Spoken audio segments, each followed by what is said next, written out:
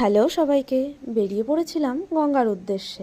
যদিও আমি প্রায়ই গঙ্গাতে যাই, আসলে মন ভালো থাকুক কি খারাপ, গঙ্গার ধারে গিয়ে বসতে আমার খুব ভালো লাগে। আর ওখানে যাওয়ার পথে একটা গোলা কাকু বসে, আমি প্রায়ই সেই গোলা কাকুর কাছ থেকে গোলা খাই। এই গরমকালে বরফে গোলা, এই রং বেরঙের গোলা খেতে কার না ভালো লাগে, তাই ভাবলাম তোমাদের সাথেও শেয়ার করি। আর হ্যাঁ, তোমাদের কাদের গোলা খেতে ভালো লাগে আর কি কি ফ্লেভারের গোলা খেতে ভালো লাগে আমাকে কিন্তু জানাতে ভুলো না, অবশ্যই কমেন্টে জানিও। রেড, গ্রিন আর অরেঞ্জ দিয়ে যে ফ্লেভারটা তৈরি হয় না, মানে যে গোলাটা তৈরি হয়, ওটা খেতে আমার সব থেকে বেশি ভালো লাগে।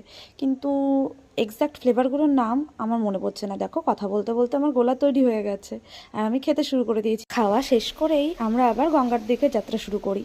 তারপরে ওখানে বসে লেস খেয়ে নিই। আর দেখো, এই ঠান্ডা ঠান্ডা হাওয়া আর এই শান্ত পরিবেশ, এমনিই মনটা ভালো হয়ে যায় গঙ্গার ধারে বসে থাকলে।